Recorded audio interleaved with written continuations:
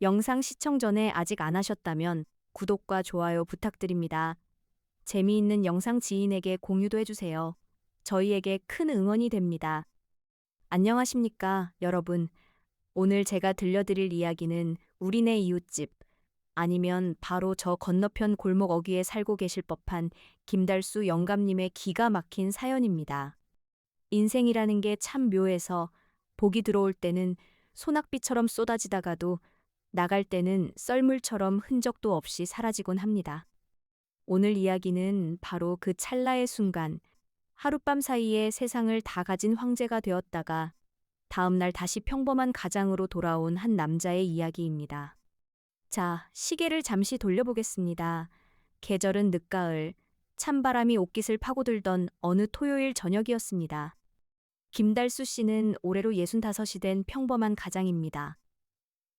평생을 건설 현장 소장으로, 또 은퇴 후에는 아파트 경비원으로 일하며 3남매를 번듯하게 키워냈지요. 하지만 자식들 출가시키고 나니 남은 건 낡은 빌라 한 채와 삐걱거리는 무릎 관절뿐이었습니다. 그날도 김달수 씨는 경비 초소에서 꾸벅꾸벅 조다가 주민에게 싫은 소리를 듣고는 씁쓸한 마음에 퇴근길 편의점에 들렀습니다. 주머니를 뒤져보니 꼬깃꼬깃한 5,000원짜리 한 장이 나옵니다. 그는 홀린 듯이 로또 복권 한 장을 샀습니다. 평소에는 아이고 그게 되겠어?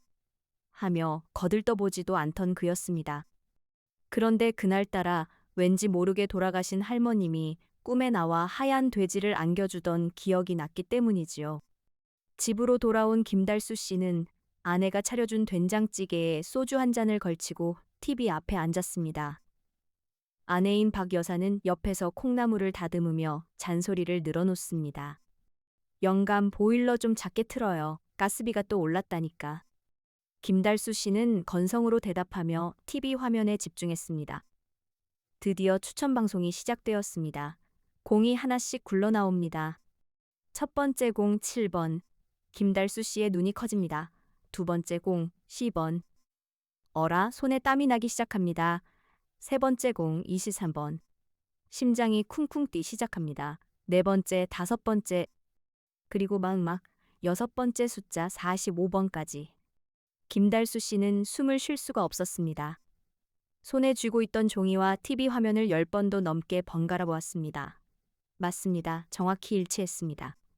1등 당첨금이 자그마치 60억 원, 세금을 떼고도 40억이 넘는 돈입니다. 평생 만져보지도 못한, 아니 상상조차 해본 적 없는 거금이었습니다. 영감, 왜 그래요? 체했어요? 아내가 묻자 김달수 씨는 화들짝 놀라며 복권을 등 뒤로 숨겼습니다. 지금 말하면 안 된다. 심장마비 걸릴라. 내일 아침에 날이 밝으면 제일 비싼 한우 갈비집에 데려가서 고기 굽는 냄새와 함께 멋지게 고백하리라. 그는 그렇게 다짐했습니다. 그날 밤 김달수 씨는 잠을 이룰 수가 없었습니다. 옆에서 코를 골며 자는 아내의 얼굴을 바라보니 괜히 눈시울이 붉어졌습니다. 여보, 고생했어. 이제 당그친 지긋지긋질질해도 일 안 해도 돼. 손에 물 한 방울 안 묻히게 해줄게. 그는 천장을 바라보며 돈 쓸 계획을 세우기 시작했습니다. 첫째, 이 낡은 빌라부터 허물고 5층짜리 건물을 올리자. 이름은 달수 빌딩으로 해야지. 아니, 아내 이름을 따서 옥자 빌딩이 낫겠군. 둘째, 큰아들 녀석. 전세 자금 없어서 쩔쩔매는데 시원하게 아파트 한 채 사주자. 셋째, 시집가서 시댁 눈치 보는 우리 막내딸. 벤츠 승용차 한 대 뽑아줘야지. 기사도 붙여줄까? 상상은 꼬리에 꼬리를 물고 이어졌습니다. 새벽 3시가 넘어가자 그는 마치 자신이 이 나라의 왕이 된 것 같았습니다. 60억이라는 돈은 단순한 종이 조각이 아니라 그 평생 굽히고 살았던 허리를 꼿꼿하게 펴주는 마법의 지팡이였습니다. 그는 화장실 거울을 보며 혼자 껄껄 웃어보기도 하고 괜히 근엄한 표정을 지어보기도 했습니다. 그런데 문득 불안감이 엄습했습니다. 이 복권을 잃어버리면 어쩌지? 도둑이라도 들면? 김달수 씨는 자리에서 벌떡 일어났습니다. 장롱 깊숙이 숨길까? 아니야, 거긴 너무 뻔해. 책 속에 끼워둘까? 아니야, 며느리가 책 정리한다고 버리면 큰일이지. 그는 집안 곳곳을 서성이다가 마침내 완벽한 장소를 찾아냈습니다. 그것은 바로 현관 입구에 걸려있는 그의 낡은 작업조끼였습니다. 페인트가 덕지덕지 묻고 땀 냄새가 배어있는 아무도 거들떠보지 않을 그 조끼의 안쪽 주머니. 거기가 제일 안전해 보였습니다. 그는 복권을 꼬깃꼬깃 접어 휴지에 한번 싸서 깊숙이 넣고 지퍼까지 야무지게 채웠습니다. 그래, 등잔 밑이 어둡다지. 누가 내 작업복에 60억이 들어있을 줄 알겠어. 그제야 마음이 놓인 김달수 씨는 깊은 잠에 빠져들었습니다. 꿈속에서 그는 황금마차를 타고 구름 위를 날아다녔습니다. 다음 날 아침, 김달수 씨가 눈을 떴을 때는 이미 해가 중천에 떠 있었습니다. 평소라면 새벽 5시에 일어났을 텐데 긴장이 풀려서인지 늦잠을 잔 것입니다. 그는 눈을 뜨자마자 입꼬리가 귀에 걸렸습니다. 아, 어젯밤 그게 꿈이 아니었지. 나는 이제 60억 자산가다. 그는 느긋하게 기지개를 켜며 거실로 나왔습니다. 집안이 조용했습니다. 식탁 위에는 아내가 차려놓은 밥상과 쪽지가 있었습니다.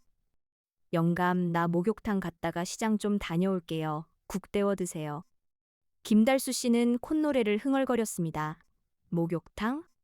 허허, 내일부턴 우리 집에 사우나를 설치할 건데 뭐하러 거기까지 가나. 그는 밥을 먹는 둥 마는 둥 하고 당장 은행에 갈 준비를 했습니다. 제일 좋은 양복을 꺼내 입으려다가 혹시 누가 알아볼까 싶어 평소처럼 입고 가기로 했습니다. 그리고 관으로 향했습니다. 작업 조끼를 가지러. 그런데 벽에 걸려 있어야 할 조끼가 없었습니다.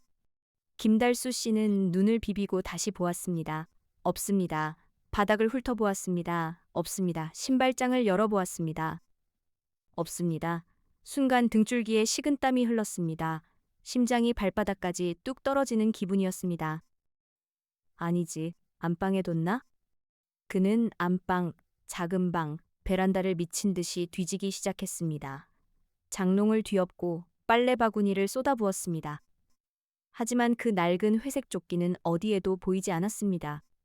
그때 현관문 비밀번호 누르는 소리가 들렸습니다. 띠리릭, 띠리릭. 아내 박 여사가 목욕 바구니를 들고 들어옵니다. 얼굴이 뽀얗게 핀 것이 기분이 좋아 보입니다. 김달수 씨는 아내에게 달려들 듯 물었습니다. 여보, 내 조끼, 현관에 걸어둔 그 회색 작업 조끼 어디 갔어?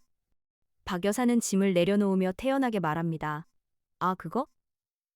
아이고, 냄새가 나던지 빨아도 지워지지도 않고. 마침 오늘 아파트 단지에 헌옷 수거함차가 왔길래 줘버렸지. 1kg에 300원 쳐주던데. 뭐라고? 김달수 씨의 눈앞이 하얗게 변했습니다. 다리에 힘이 풀려 그 자리에 주저앉고 말았습니다. 버렸다고? 그걸? 아니, 다 떨어져서 입지도 못하는 걸 왜 끌어안고 있어? 새 거 하나 사 입어요. 내가 시장 가서 하나 봐뒀는데. 으악. 김달수 씨는 비명을 지르며 밖으로 뛰쳐나갔습니다. 어디야, 헌옷 수거차 어디 갔어? 그는 아픈 무릎도 잊은 채 아파트 단지를 미친 듯이 달렸습니다. 경비실 아저씨에게 물어보니 트럭은 이미 30분 전에 떠났다고 합니다. 어느 고물상으로 가는지 어디로 가는지 아무도 모릅니다. 김달수 씨는 지나가는 트럭만 보면 손을 흔들며 쫓아갔지만 야속한 트럭들은 매연만 남기고 사라질 뿐이었습니다. 그는 아파트 화단에 털썩 주저앉았습니다. 60억. 내 빌딩. 아들의 아파트. 딸의 벤츠. 황금마차. 그 모든 것이 하룻밤의 꿈처럼 낡은 조끼와 함께 사라져버린 것입니다. 하늘이 빙글빙글 도는 것 같았습니다. 가슴을 치며 통곡을 하고 싶었지만 목소리조차 나오지 않았습니다. 지나가는 사람들이 혀를 차며 쳐다보았습니다. 저 영감님 왜 저러신데? 술 드셨나 봐. 한참을 넋이 나간 채 앉아있던 김달수 씨. 터덜터덜 집으로 돌아왔습니다. 집안에는 구수한 된장찌개 냄새가 가득했습니다. 아내는 아무것도 모른 채 콧노래를 부르며 점심상을 차리고 있었습니다. 영감, 어디 갔다 와요? 밥 먹어요. 김달수 씨는 식탁 앞에 앉았습니다. 60억짜리 밥상이 날아가고 다시 6,000원짜리 된장찌개 밥상입니다. 그런데 말입니다. 숟가락을 드는데 이상하게 눈물이 나면서도 헛웃음이 나왔습니다. 그래, 60억이 내 돈이었던 적 있었나? 어차피 종이 한 장이었지. 어젯밤 그 종이 한 장 덕분에 그 세상에서 제일 행복한 꿈을 꾸었습니다. 아내에게 호강시켜주는 상상을 했고 자식들 걱정을 덜어주는 상상을 했습니다. 비록 돈은 사라졌지만 그가 가족을 얼마나 사랑하는지, 그리고 무엇을 해주고 싶었는지 그 마음만은 생생하게 남았습니다. 그는 국물을 한 숟가락 떠먹으며 아내에게 말했습니다. 여보, 왜요? 맛이 짜요? 아니, 그냥 당신 고생시켜서 미안하다고. 아내는 눈을 동그랗게 뜨더니 피식 웃습니다. 로또라도 당첨된 사람처럼 왜 그래요? 얼른 밥이나 먹고 이따 날 좋은데 산책이나 갑시다. 김달수 씨는 껄껄 웃었습니다. 그래, 산책이나 가지. 60억짜리 산책 말이야. 무슨 헛소리야. 그날 오후, 김달수 씨는 아내의 손을 잡고 동네 공원을 걸었습니다. 주머니에는 60억 대신 아내의 따뜻한 손이 들어 있었습니다.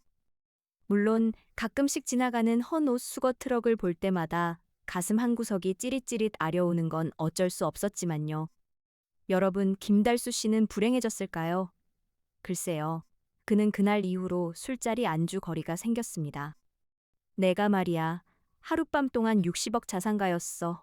라고 외치면 친구들은 이 사람 또 허풍이네 하고 웃어 넘기지만 김달수 씨는 알고 있습니다. 그날 밤에 황홀했던 꿈이 자신에게 줬던 희망을요. 어쩌면 우리네 인생도 그런 것 아닐까요? 손에 쥔 것을 잃었다고 너무 슬퍼하지 마십시오. 때론지 못했기에 꿀 수 있는 꿈이 있고 비워냈기에 채울 수 있는 소소한 행복이 있는 법입니다. 오늘 밤 여러분의 꿈자리에도 60억보다 더 값진 행복이 깃들길 바랍니다. 혹시 압니까? 여러분의 낡은 외투 주머니 속에 잊고 있던 행운이 들어있을지. 다만 세탁기 돌리기 전에는 꼭 주머니를 확인하시길 바랍니다. 지금까지 김달수 영감님의 짧고도 길었던 60억 소동이었습니다. 들어주셔서 감사합니다.